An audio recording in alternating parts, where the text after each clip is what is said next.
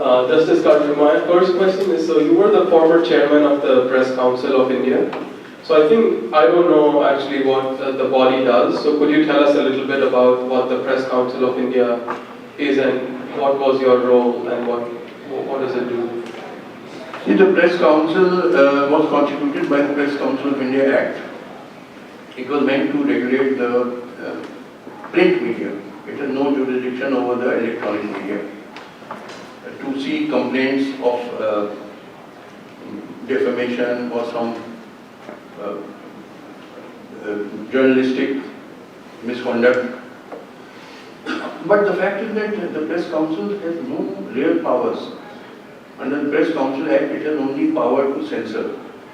So when I was appointed chairman, I went to the Prime Minister, Mr. Manmohan Singh, and I said, please amend the Press Council Act and give us some powers for at least imposing a fine on some these press people who publish, scandalous things. See, everybody has a reputation. You can't just scandalize somebody or publish totally false things, or something which may be anti-national or communal, which may create a communal riot. So at least we should have some powers to impose a fine on these newspapers which do some these anti-social things, and also bring in the electronic media within the purview of the Press Council, rename it as the Media Council. And these powers will not be exercised by me, because the Press Council consists of chairman and 28 members, of which 20 are from the press, and those 20 are not appointed by the government but elected by the press bodies. And apart from those 20 from press, there are 5 members of parliament and 3 from other bodies. So I said the vast majority of the Press Council are press people, so it's a democratic body. It will be a judgment by your peers. You yourself will impose punishment on yourself, like the Bar Council can suspend or cancel the license of a lawyer. But the Bar Council members are themselves lawyers who have been elected by other lawyers. So I said, look, I'm not asking powers for myself. It will be and decisions are taken by majority vote, not by the chairman alone. But Mr. Manmohan Singh, he was a totally ineffective man. He would sometimes, I used to meet him, he would say, Justice Katju, I'm not a free man. I'm an accidental prime minister. No, their decisions are being taken by Sonia Gandhi or someone. It was a disgrace. He told me frankly that I'm not a free man. And Prime Minister saying I'm not a free man, I'm an accidental prime minister. He did not. Okay, thanks. Or you can just ask. Justice Katju, you have mentioned that you are not a fan of Gandhian methods of protest. So what do you think the Naxalite movement should do? Or do you think the Palestinian people will achieve their goals only through armed insurrection? What do you think is your place of non-violence in protest? See, I don't know anything about the Naxalite movement, but what I have said that the Indian freedom struggle in the early 20th century was taking a genuine direction, which means it has to be violent, because would the British have given up the empire without a fight? Arguably people... Nobody does it. Did George Washington fight the British by presenting them flowers and lollipops, or with the Continental Army? Nobody does. See, nobody gives up his empire without a fight. You could say that black people in this country have rights today because of the methods of Martin Luther King and Malcolm X, which were largely peaceful protests. Let me tell you one thing, that had the judgment of Brown versus Board of Education not come in 1954, which reversed the earlier judgment in Plessy versus Ferguson of 1896, which had proclaimed the devious doctrine of separate but equal. Had it not been for this judgment, Brown versus Board of Education, today there would have been civil war in USA. How long has a black man tolerated being treated as an inferior? Earlier what was happening in USA, there was segregation. In the restaurants, blacks could not go. The white restaurant, white cinema hall, white swimming pools, white toilets, white buses, white cars and the trains. See, all this, like in South Africa. How can this be tolerated when in 1776 it has been proclaimed in the American Declaration of Independence that we hold these truths to be self-evident, that all men are created equal. So how long would, and it was because of that great judgment, and I must praise the US Supreme Court judges of that time, led by Chief Justice Earl Warren, that they realized that this cannot continue, and there will be civil war in America unless this segregation and apartheid is abolished. And the same would have happened in South Africa had not the system been changed there, the apartheid been abolished, there would have been a violent revolution. Black people will not tolerate being treated as inferiors for endlessly. This is the age of equality. You must give respect to everybody. In India today, we disrespect our Dalits, which shows how big idiots you people are. You look a section of your own people as inferior. This shows that you are inferior. You have got cow dung in your head, not brains. Yes, there are not more questions. Gentlemen. You can. Okay. So I'd just like to understand your view of how a society that produced Aryabhat and Sushruta and so on,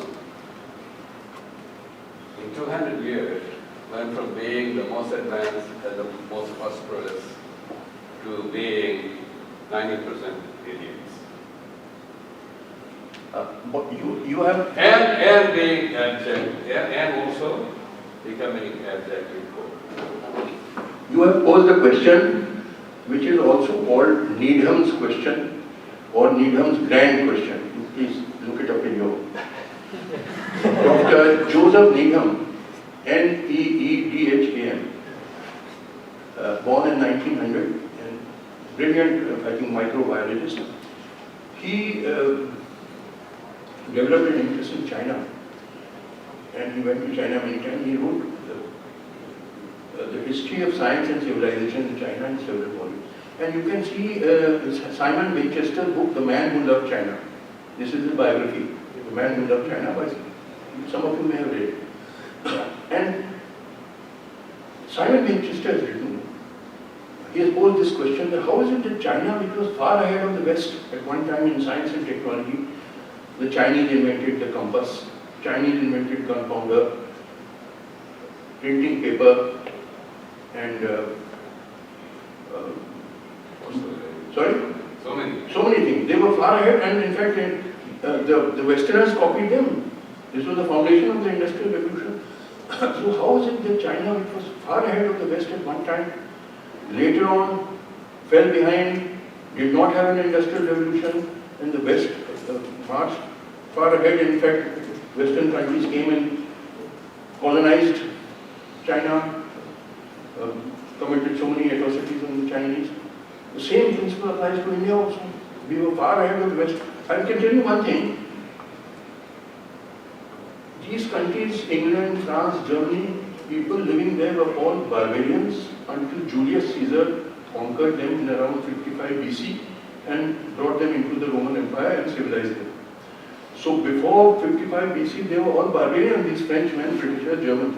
Whereas we had in Harappa, Mohenjo-daro civilization 5,000 years ago, in which there was a concept of town planning, there were drainage system, sewage system,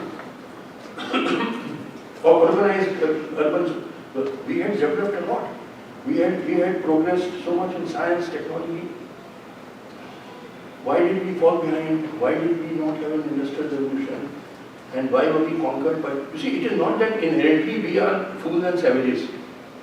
The British tried to paint this picture that Indians are inherently idiots, fools and savages. It's not so. You were far ahead of the Westerners at one time. I told you that you invented the decimal system without which human progress would have been impossible. It was the greatest revolutionary achievement in science at one time. But why did you fall behind? And because of that, we were conquered by the British.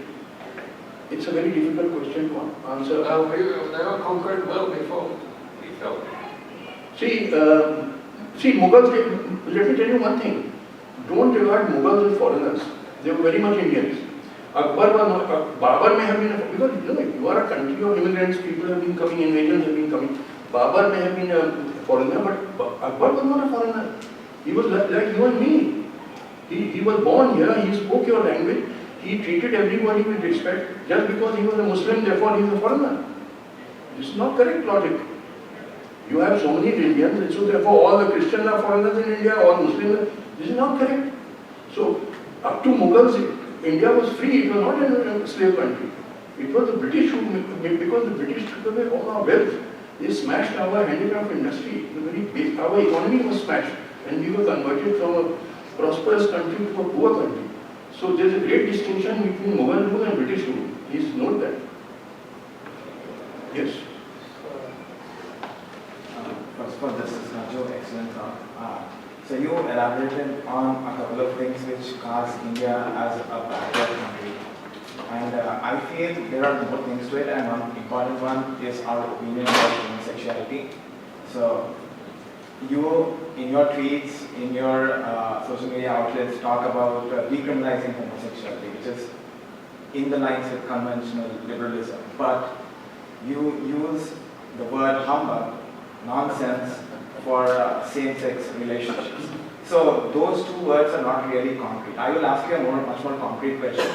Like if a near and dear one of yours declares himself or herself as homosexual, will you still be unperturbed?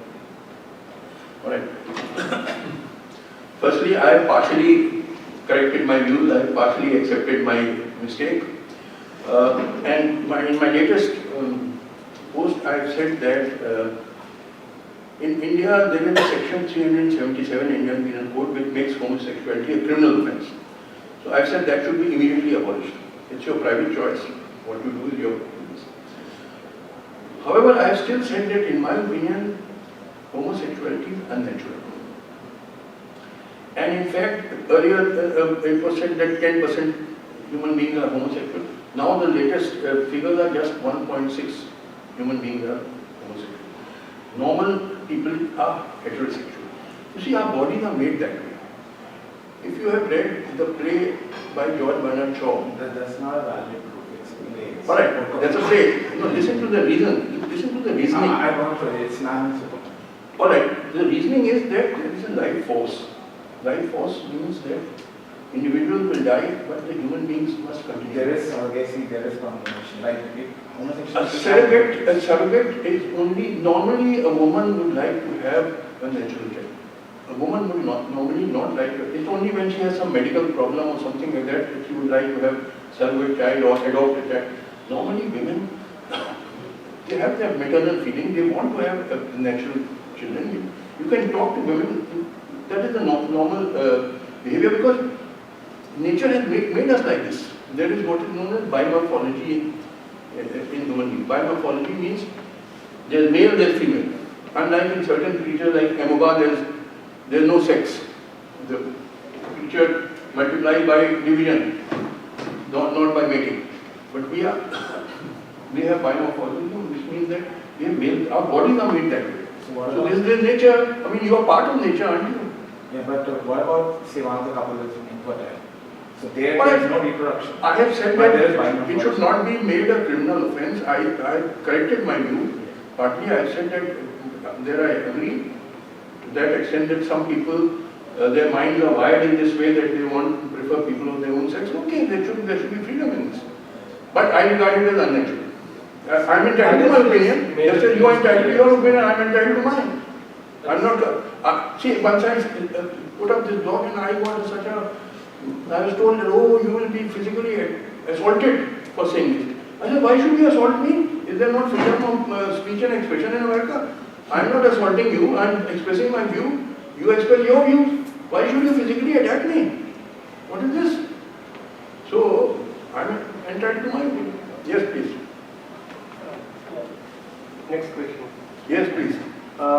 Sir, I've been listening to you here and I've been reading your posts and all, and for most of the time I felt that's my feeling that you've been critical and you find mistakes. You talk about things that are wrong and we know they are wrong, But then when it comes to solutions, you say there should be scientific solutions, you don't talk about solutions, that's one thing. And the second thing is that you have been at the topmost level on two pillars of the democracy, Indian democracy, media and judiciary. But then what exactly could you try? I don't know, or did you do in terms of, fixing them? Because you yourself accepted right now that they are corrupt, they are utterly corrupt, right?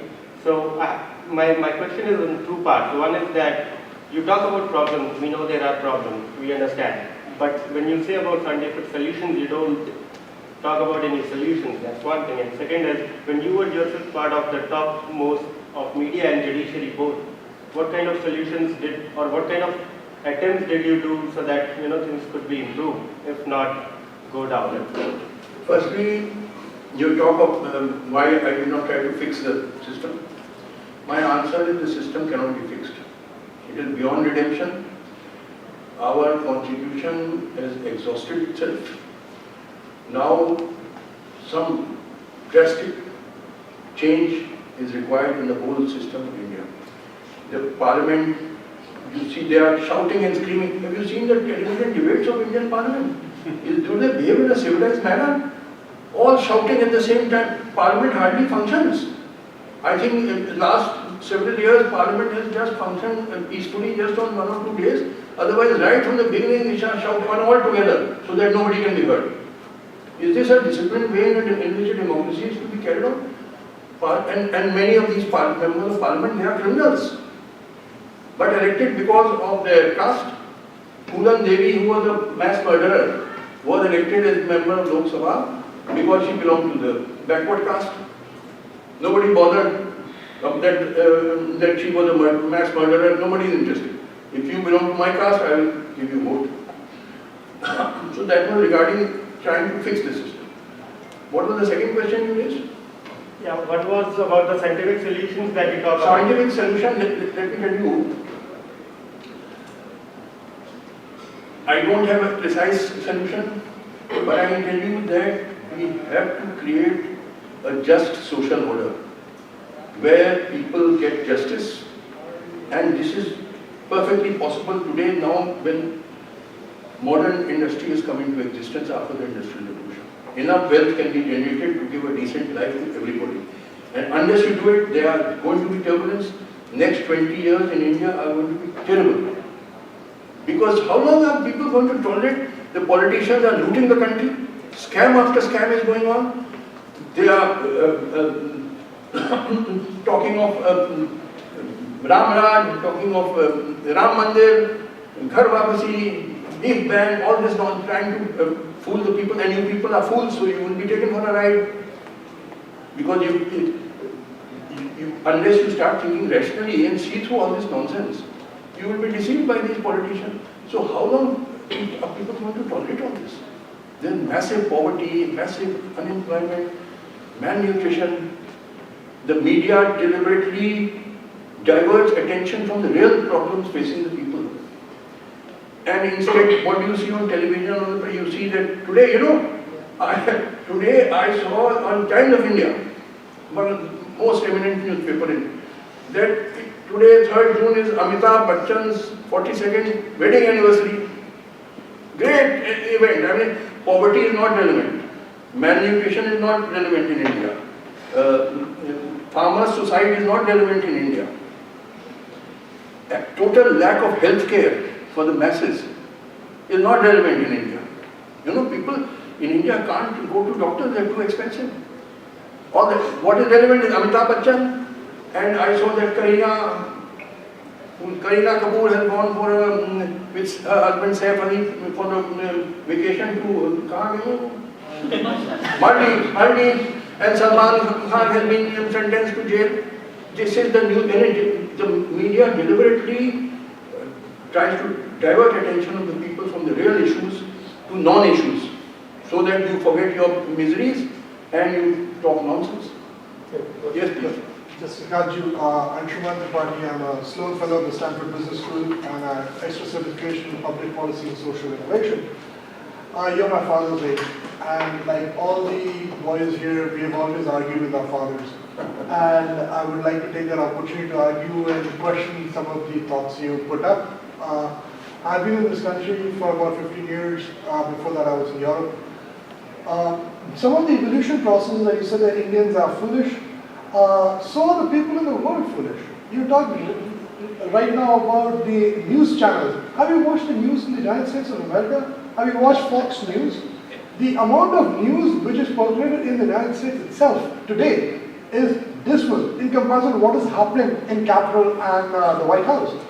You talked about the way the Indian system talks about caste politics. In the United States of America, you have swing states which actually help decide the presidential election. But apart from that, there are fixed states where the Republican Party or the Democratic Party always wins. There's always, you have those states which are already fixed. You talked about the fact that Indians did not do well, and that they talked about, I can go on with the list. I'd love an opportunity to have an open debate with you sometime. But on more of the fixed facts, like we believe we are in a different country, we are proud of being Indians, where we come from. There are simple, subtle facts like Alexander and Porus, the fight between Alexander and Porus. People believe the West brought up that the Alexander won the fight. And I think you brought up somewhere in your blog also that Porus and Alexander fight was, a Pyrrhic victory for Alexander at most. Do you think that India is just following the same kind of evolution process like many of the countries in the West already have? We were under the British rule for a long time. But you have to end your question. Yeah. Your question can't continue forever. Sir, so this is just like Question will be short and yes, sir. You just brought up so many points that I just went up. so one by one. Let us take. Okay, so it will. Okay, go ahead, sir. Let me answer one by one. First, let me answer one question, then you put me another question. Otherwise, I'll forget everything. You put 10 questions at the same time. It is true. Here also, this Fox News and all, deals with trivialities. You must remember something. USA, Europe, these are countries which are not in the transitional period. They are already industrialized countries. You understand? In fact, USA never had a feudal society. Here what happened was the Europeans came here and with their technical skills and in a country with immense resources, there was a boom. In Europe there was feudal society. The point is now Europe has passed its transitional period. So if European television shows these such nonsense, it's okay. They have passed that transition. We are passing through that transition. We are today neither feudal nor industrial. We are somewhere in between in India. So in this transition period, the role of ideas becomes very important. You see, the media is not an ordinary commercial business like selling of clothes or shoes or something. It deals with ideas. And ideas become very important in this transitional period. For example, Voltaire and Rousseau had a great role in modernizing Europe. Voltaire attacked religious fundamentalism. Rousseau attacked the whole entire feudal system. Thomas Paine proclaimed the rights of man. You see, the role of ideas becomes very important in the transitional period. So please don't compare India with America. You are right. Here also there is a lot of this Fox News and all may be showing a lot of nonsense. But they don't have our problems. Our problem is massive poverty, massive unemployment. There may be some here also, but nothing compared to what we have in India. So that is the reply to your first. Now what is the second question? So second question on a caste basis, you said, we also have swing states in the US. There are Democratic states and there are Republican states. So the voting also happens on specific cadres and genres in the United States, just like it happens in India. We are also going through an evolution process in India. See, I'll tell you, first of all, let us not compare America with India. See, America is a different world. We are in a different world. So, what happens in America, I am not really, so I am interested in my country becoming prosperous, my country becoming highly industrialized, my countrymen becoming highly intelligent. I am not serving the whole world. So, I am not really interested in what happens in America. I am interested in what is happening in my country. Because I love my country and I know that India can become a highly prosperous country. Already we are potentially a highly highly prosperous country because we now have thousands of highly competent engineers and technicians and scientists, managers and so on. But it's a Okay, process. next question. So we'll have final three questions. One, sir, you already asked one. Okay. 1, 2, and 3. Let it continue for some more time. Okay, yeah, sure. Unless people want to go, I'm free. Okay. My question is specific to the judicial system. I understand the legislative system is kind of very bad, but we look upon the judicial system sometimes, and it's been doing a commendable job sometimes, right? But then there is a lot of court cases which is pending a lot, and a lot of backlog, and that sometimes affects people's belief in the judicial system. So can you highlight, is it actually a crisis like people think compared to other systems? You have illusion around the judicial system. I don't. I was 20 years a lawyer and 20 years a judge at a very high level. And let me tell you, when I started law practice in Allahabad High Court in January 1971, there was no corrupt judge in Allahabad High Court, and perhaps no corrupt judge in any high court in the country. Yes, corruption had come in the lower level of judiciary, subordinate judiciary, but not at the higher level. Today, my guess is at least 50% of the higher judiciary has become corrupt. That is High Court, Supreme Court. There are serious allegations against the present Chief Justice of India. Mr. Shanti Bhushan, former Union Law Minister and very senior lawyer, filed an affidavit in Supreme Court some years back, stating that half the previous Chief Justice of India were corrupt. And thereafter also the Chief Justice who come, there are serious charges against many of them of corruption.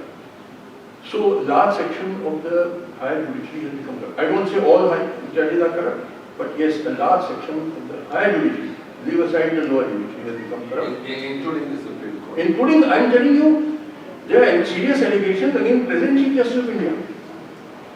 There are, Mr. Shanti Bhushan filed an affidavit in the Supreme Court saying that half the previous Chief Justice, he named them, have been corrupt.